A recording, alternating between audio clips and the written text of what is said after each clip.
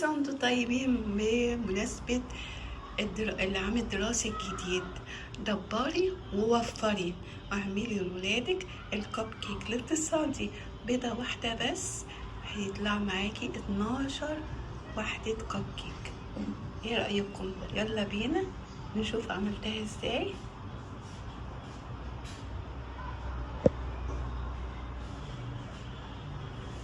السلام عليكم، ازيكم؟ وحشتوني.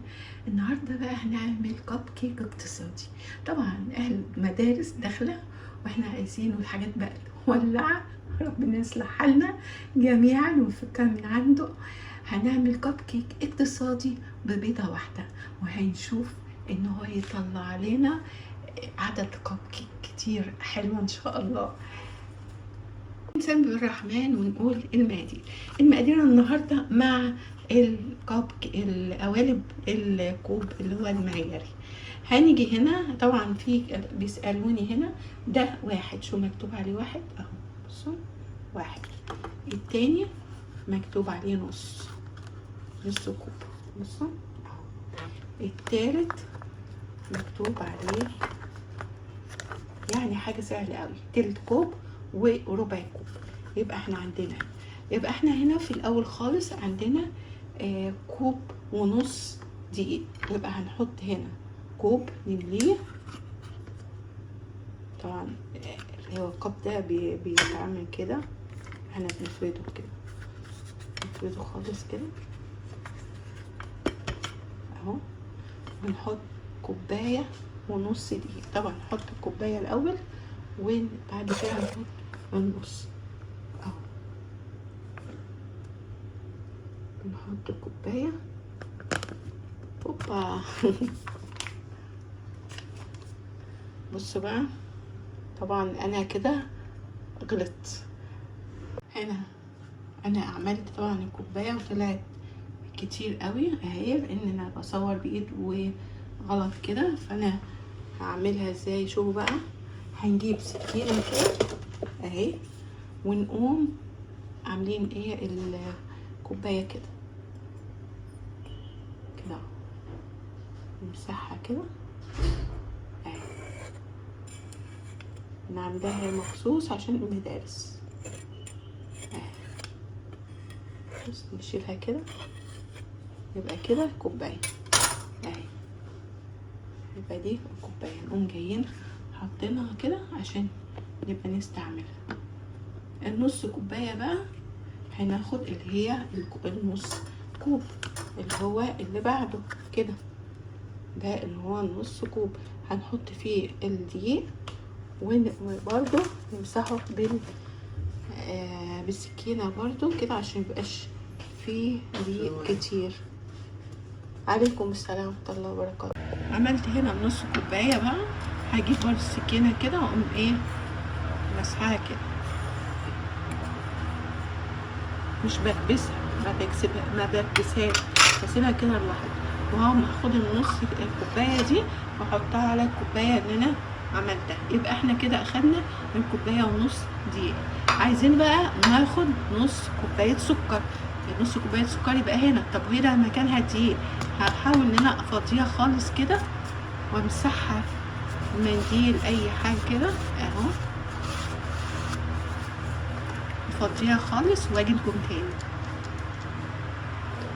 هنا عايزين نص كوباية سكر برضو هنحطها في اللي هو النص اللي هو مكتوب عليه نص كوب هنا كده. هنا نص كوباية سكر اهي، دي النص هحطها برضو في طبق كده. وبعدين نص كوباية لبن، هجيب نص كوباية اللبن، ودي نص كوباية اللبن اهي احطها هنا. نعملها لكم بالكوبايه دي عشان اللي ما عندهاش بتاع الكوب المعياري تعرف تعمله. هناخد بقى كمان نص كوبايه زيت، نص كوبايه زيت اهي. طبعا انا عملت اللبن الاول بعدين الزيت، عملتها بالكوبايه دي علشان اللي ما عندهاش الكوب المعياري ده تعرف المقادير بتاعته. معلقه كبيره بيكنج باودر هنحطها على الدقيق وبعدين الليمونه دي هناخد القشره بتاعتها نبشرها، والعصير جوه ناخده معاها. يبقى كده المقادير. وبيضه واحده، يبقى بيضه واحده، نص كوبايه لبن، نص كوبايه زيت، نص كوبايه سكر، كوبايه ونص دقيق، وليمونه، وبيكنج باودر معلقه كبيره، بس كده، وشويه فانيليا وذره ملح. ذره الملح كده بين صوابعك كده اهي نحطها، وشويه الفانيليا بس ما نيجي نضرب البيض نحطها اهي. الفانيليا عندي بس هحطها مع البيض. وهنا انا ببشر انا ناعم خالص كده، دي طبعا اتكسرت يعني، فانا بستعملها كده. هنا هبشر الليمونه وبعدين اعصرها. هنا بشر الليمونه اهو، كان عملتها كلها، ونص ليمونه، نص عصير ليمونه. الليمونه كبيره شويه اهي، نص واحده. اللي عايز يحط واحده كامله يحط، بس انا حطيت نص، مش عايزه الليمون يبقى كتير يعني، انا اول مره اجربها معاكم. نجيب البوله كده طبعا نضيفه، والمضرب نضيف وما فيهوش اي اثار دهنيه، ونكسر البيضه نحطها هنا. هنضرب البيضه، كسرنا البيضه هنا اهو، والسكر هنحط السكر كده، السكر على البيضه، وعصير وذره الملح، وبشر الليمونه وشويه الفانيليا. بشر الليمونه اهو ننزلها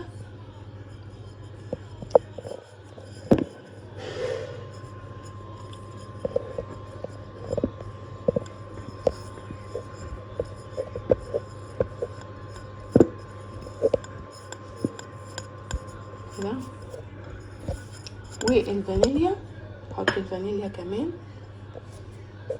يبقى حطينا هنا البيضة والسكر ورشة الفانيليا وبشر الليمونة، ونضرب كويس حتى يتجانس كده. خلاص حطيت الزيت كله شوية شوية وضربت.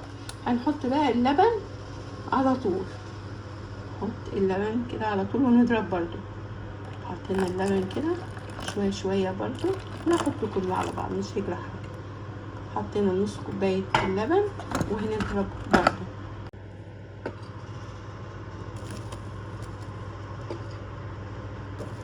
نحط شوية شوية على 3 مرات ونضرب برضو لغاية ما يختفي. نحط الباقي ونخلط الدقيق حتى يختفي تماما. الخليط اهو ازاي.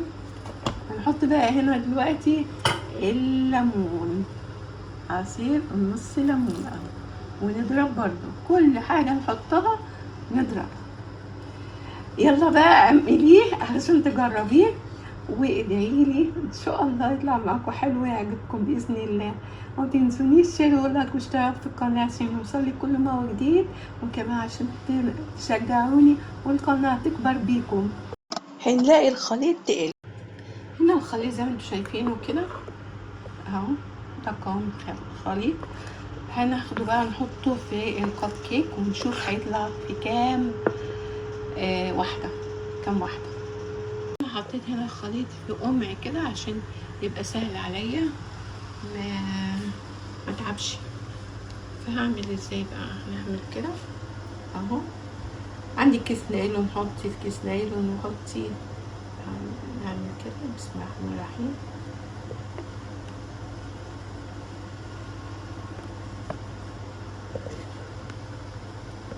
اي حاجه بس عشان ايه ما تتعبش نفسك وتملاها بسرعه.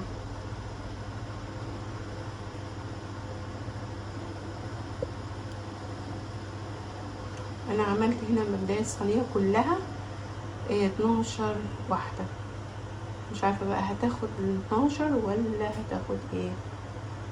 ان هو الكب كيك ده مش كبير يعني، وسط، مش كبير. طبعا احنا بنملي كده ونسيب 3/4 فاضي كده، الربع الاخير نملي 3/4 ونسيب الربع فاضي. علشان لسه هتنفش، ما تدخل تعلى وترتفع. هملي الكب كيك كده وهقول لكم طلعوا كام ان شاء الله. هرجع لكم تاني عشان الفيديو مبقاش طويل. طلعوا من 12 كب كيك اتملوا كلهم زي ما انتوا شايفين، الا ربع حاجه بسيطه. هنسمي الرحمن، وطبعا احنا مسخنين في الفرن على 200 درجه مئويه، وندخلها في الرف الوسطاني على الفرن على الرف الوسطاني. سمي الرحمن كده وهنا بعد كام، بعد ربع ساعة بسم الله ما شاء الله. بصوا شايفوا ايه ما شاء الله.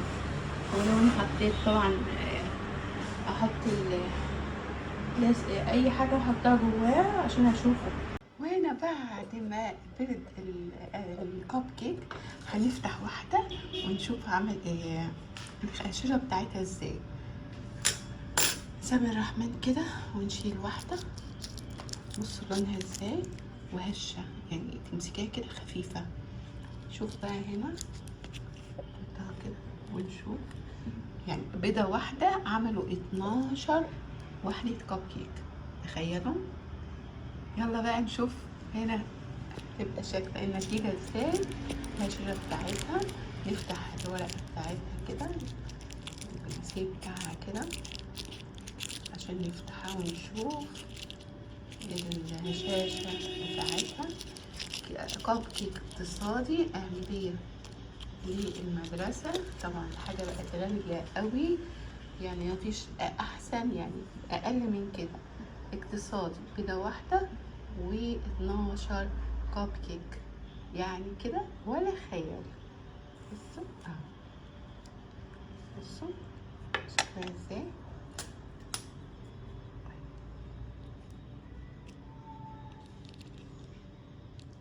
هشة وناعمة. بصوا عاملة ازاي.